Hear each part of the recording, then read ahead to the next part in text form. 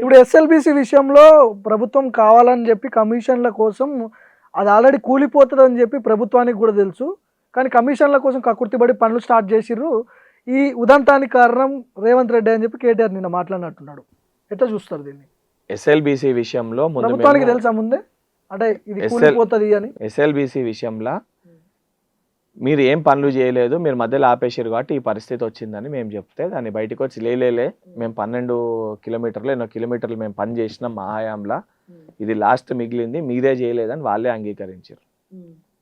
హరీష్ రావు గారు వాళ్ళే అంగీకరించారు. మా హయాంలో కూడా పనులు నడిచినాయి, మేము కూడా నిధులు కేటాయించినాము, తప్పు చెప్తున్నారు ఆ మెషిన్లు పక్కన పడ్డాయని మేము అన్నిటిని కూడా సూపర్వైజ్ చేసినాం, వారు అంగీకరించారు. అంటే వాళ్ళ హయాంలో కూడా ఈ పనులు జరిగినాయి, వాళ్ళు ఏం ఆపలేదని వాళ్ళే చెప్పారు.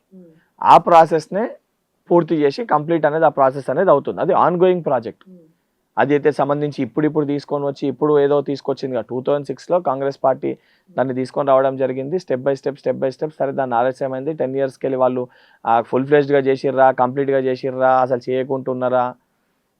ఆ ఉన్న ప్రాజెక్ట్ని వాళ్ళు చెప్పిన మాట ప్రకారంగానే చెప్తున్నాం. మేమేమో చేయలేదన్నాం, వాళ్ళేమో మేము ఆల్రెడీ చేసినాము 12 కిలోమీటర్లు ఏదో మేము చేసినామని వాళ్ళే మాట్లాడు. ఆ చేసిన దాన్ని ఎలా ప్రాసెస్ చేస్తున్నాం. చేసినప్పుడు ఆడొక యాక్సిడెంట్ జరిగింది. అదేదో సంబంధించి తప్పుడు ఓడో లేదా ఇప్పుడే మేము స్టార్ట్ చేసి లేదా కొత్తగా ఇప్పుడే స్టార్ట్ చేసేదో చేసింది కాదు, ఒక యాక్సిడెంట్ జరిగింది. యాక్సిడెంట్ జరిగినప్పుడు ఒక ఇన్సిడెంట్ జరిగినప్పుడు ప్రభుత్వ పరంగా ముఖ్యమంత్రి గారు ఇమీడియట్ గా దాన్ని సూపర్వైజ్ చేస్తూ, అంటే వారు అక్కడికి వెళ్ళి ఆడ జరగాల్సిన సహాయక చర్యలు ఇమీడియట్ గా జరగకపోతే వీరు వెళ్ళడంలో ఈ సెక్యూరిటీ ఇవంతా ఇబ్బంది అయ్యి ఆ పనికి లేట్ అవుతుందేమో అని చెప్పి ఇమీడియట్ గా సంబంధించిన శాఖ మంత్రి గారిని 2.5 hours లోపల 1.5 hours 2.5 hours మధ్యలో ఉత్తమ్ కుమార్ రెడ్డి గారు అక్కడికి వెళ్ళి, ఎందుకంటే వారికి ఇటువంటి విషయాల్లో కానీ ఆ సంబంధించి వారు ఎయిర్ ఫోర్స్లో పనిచేసారు, ఆ రిలీఫ్ మెజర్స్లో సెంట్రల్ ఫోర్సెస్తో కానీ వారికి పర్సనల్ పరిచయాలు ఇవన్నీ కూడా ఉపయోగపడతాయి అని చెప్పి ఇమీడియట్గా ఉత్తమ్ కుమార్ రెడ్డి గారు, జూపల్లి కృష్ణారావు గారు అందరూ కూడా అక్కడ చేరుకొని సంబంధించిన దాన్ని ఎప్పటికప్పుడు సూపర్వైజ్ చేస్తూ అందరం కూడా అదే కోరుకుంటాం. ఒక ఇన్సిడెంట్ ఒక సంఘటన జరగాలి, ప్రాణాలు కోల్పోవాలని చెప్పారు. ఎవరం కూడా 13 రోజులైనా కూడా ప్రభుత్వం ఎందుకు ఇప్పుడు దీంట్లో ఫెయిల్ అయింది? ఇప్పుడు ఒక విషయం, ఇంత అడ్వాన్స్డ్ టెక్నాలజీ ప్రభుత్వం అని అంటే ఈ అడ్వాన్స్ టెక్నాలజీకి సంబంధించి భారతదేశంలో కేంద్ర పరిధిలో ఉన్న వ్యవస్థని ఉన్న టెక్నాలజీని అన్నిటినీ కూడా ప్రభుత్వం వీడికి రప్పించింది. ఇది కేవలము రాష్ట్ర పరిధిలో ఉన్న ఏది రిలీఫ్ మెజర్స్ చేయాల్సిన వాళ్ళు వాళ్ళే దీంట్లో వర్క్ చేస్తలేరు. సెంట్రల్ ఫోర్సెస్ ఏవైతే ఉంటే ఆర్మీ కానీ లేదా వాటర్కి సంబంధించిన ఈ సెంట్రల్ ఫోర్సెస్ కానీ ఇటువంటి ఇష్యూస్ జరిగినప్పుడు ఏవైతే సంబంధించిన అన్నిటికంటే ఎక్స్పర్ట్స్ ఏవైతే ఉంటారో అందరు ఎక్స్పర్ట్స్ని కూడా పిలిపించి ఇక్కడ రిలీఫ్ మెజర్స్ చేస్తారు. ఇది కేవలము ప్రభుత్వ వైఫల్యం అంటే మంత్రులు ఉన్నోళ్ళు పోయి ఆడేమైనా పనిచేస్తుర్రా? ఆ సిస్టమ్ సంబంధించి ఆదేశించాల్సింది ప్రభుత్వం ఆ రకంగా ఆదేశించి వాళ్ళకి ఏవైతే సౌకర్యాలు కావాలి, వాళ్ళు ఏదైతే అడుగుతుండ్రో అవన్నిటిని కూడా ప్రభుత్వం సమకూరుస్తుందని చెప్పి సెంట్రల్కి వెళ్ళి వచ్చిన ఆ డిపార్ట్మెంట్సే ప్రెస్ మీట్ కూడా మీకు ప్రెస్ల ద్వారా కూడా చాలా క్లియర్గా ఎక్స్ప్లెయిన్ చేస్తూ చూపించారు. మీడియా ముఖంగానే వాళ్ళు కూడా మాట్లాడినరు. ఇటువంటి ఒక సంఘటనని దీన్ని కూడా రాజకీయం ఎప్పుడు చేయాలి? ఆలోచన లేకుండా ఒక ఇంజనీర్ ఉండేసి లేదు నువ్వు ఇది గట్టకు, ఈ ప్రాజెక్ట్ ఇక్కడ కూలిపోతుంది అని చెప్పినాక కూడా కాళేశ్వరం ప్రాజెక్ట్ కట్టి కూలిని చూడు, అసలు దానిపైన అడుగు నేను చెప్తా.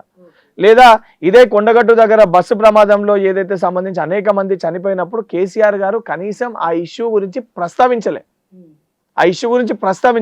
అది ఇంటెన్షనల్ గా అనుకోవచ్చు. లేదా టీజీపీఎస్సీలో పేపర్లు అమ్ముకొని లీక్ అయినాక బయటికి వచ్చినాక సరే వారు అమ్ముకుర్రా, వారి కుటుంబ సభ్యులు అమ్ముకుర్రా పక్కకి పెడితే దానిపైన కనీసం స్పందించి ఆ సంబంధించిన వ్యక్తులపైన చర్యలు తీసుకోవాలి.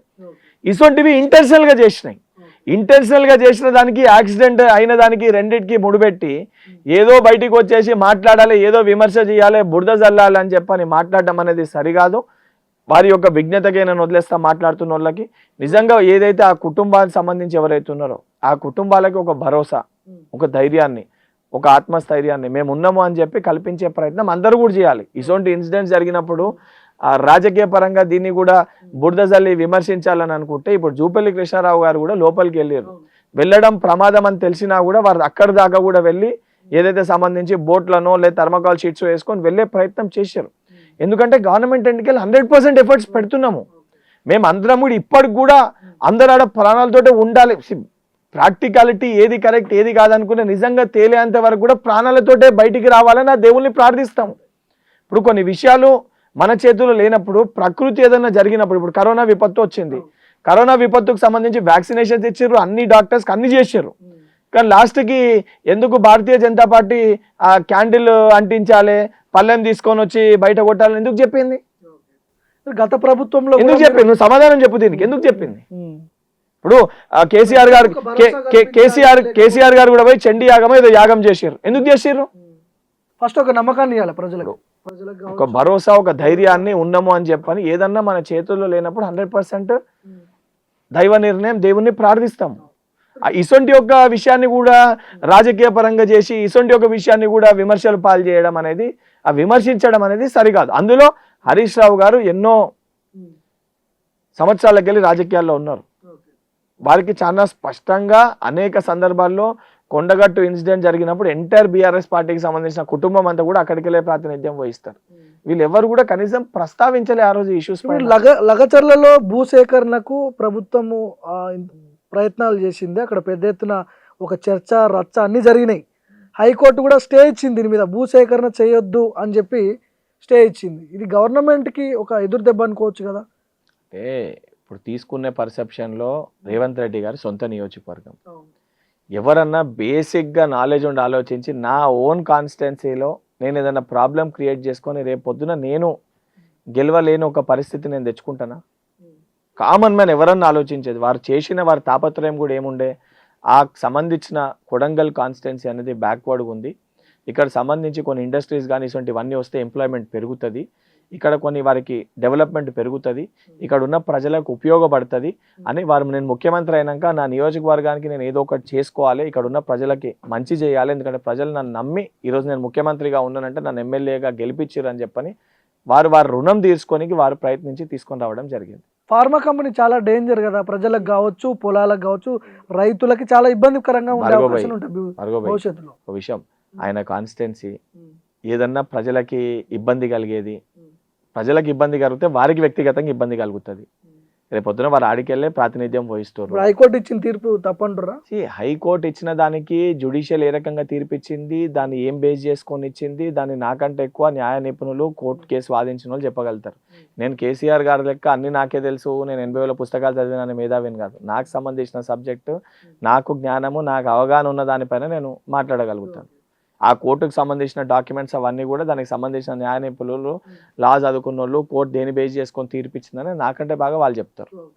ఇప్పుడు తెలంగాణలో గత కొన్ని రోజుల నుంచి బీసీ ఉద్యమం కనిపిస్తూ ఉంది. 2029లో బీసీలదే రాజ్యాధికారం అని చెప్పి బీసీ సంఘాలు అంటున్నాయి. ఇదే తీన్మార్